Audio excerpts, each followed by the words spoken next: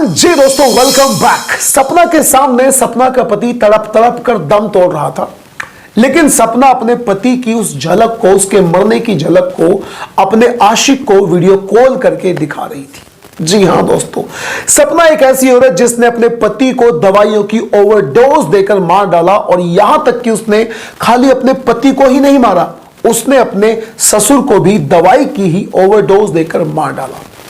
वो उन्हें पहले भी मरवाना चाहती थी, लेकिन उसका जब एक प्लान फेल हो जाता है तो फिल्मों की तरह उसके पास प्लान बी भी था।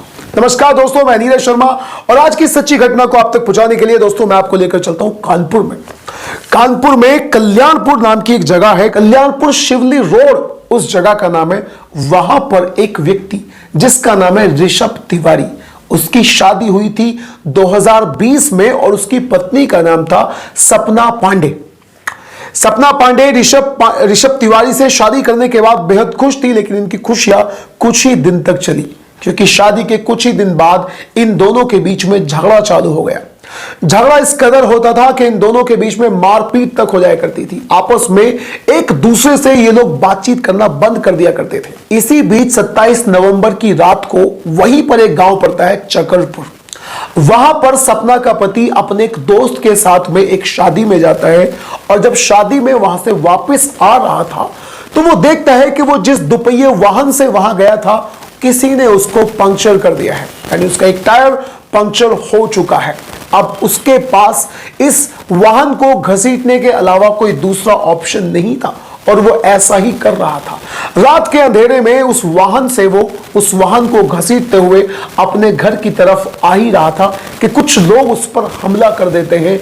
हमला इतना जबरदस्त था कि वो हमले में पूरी बुरी तरह से घायल हो जाता है। हमलावर बिल्कुल जान लेने की सिचुएशन, जान लेने की आदत से आए थे, यानी उसी प्रवृत्ति से आए थे कि वो उसकी जान ले सके, लेकिन वो उसकी जान नहीं ले सके, क्योंकि यहां पर ऋषभ तिवारी ने हल्ला मचा दिया था, जिसे सुनने के बाद कुछ लोग वहां पर इकट्ठा हो गए थे। आनंद फानन में ऋषभ तिवारी को अपने दोस्त के साथ एक हॉस्पिटल में भर्ती किया जाता है, जहां पर उसका 5 दिनों तक इलाज चलता है। इलाज के बाद वो अपने घर वापिस आ जाता है। जब उस पर हमला हुआ था तो उसी दौरान उसका एक पड़ोसी रामकृष्ण वर्मा, उसके खिलाफ ऋषभ तिवारी ने शिकायत दर्ज कराई थी और कहा था कि मेरे ऊपर हमला मेरे पड़ोसी रामकृष्ण वर्मा ने करवाया है। और दोस्तों, हमले के 4-5 दिन बाद जब वो अपने घर आ जाता है, उसकी दवाइयां चल रही थी, तो यहां पर ऋषभ तिवारी की मौत हो जाती है। अब पुलिस के लिए बेहद जरूरी हो चुका था इस केस को सुलझाना। केस को सुलझाने के लिए उसके पड़ोसी को पुलिस उठा लेती है, उससे सख्ती से पूछताछ करती है, लेकिन दोस्तों पता चलता है वो पूरी तरह से टूट जाता है और बताता है कि मैंने किसी भी हालत में इसको नहीं पिटवाया। अब पुलिस सीधे सीधे सपना पांडे के पास जाती है और उसके कुछ फोन की कॉल डिटेल्स को निकालना शुरू कर देती है। तो शुरुआत में उसके फोन की जो कॉल डिटेल्स हैं, उनका कनेक्शन वहीं पर जहां पर ऋषभ तिवारी पर हमला हुआ था, उसी के आसपास की लोकेशन के एक नंबर से कनेक्ट हो जाती है। उसके बाद पुलिस का शक बढ़ जाता है और पुलिस उसके व्हाट्सएप की चैट को निकालने की कोशिश करती है, जिसके बाद पूरी तरह से खुलासा यही हो जाता है कि सपना पांडे ने ही अपने पति की मौत करवाई है, अपने पति को मरवाया है। फिर पुलिस सीधा सीधा सपना पांडे को उठा लेती है और सपना पांडे से सख्ती से पूछताछ करती है, जिसके बाद वो एक बेहद चौंकाने वाला खुलासा करती है। अपने खुलासे में वो बताती है कि जब उसकी शादी हुई थी तो कुछ दिन तक तो सब कुछ अच्छा था, लेकिन कुछ ही दिन बाद उसका झगड़ा उसके पति से होने लगा था। इसी बीच उसकी मुलाकात एक राज कपूर नाम के व्यक्ति से होती है और उससे उसे प्रेम हो जाता है।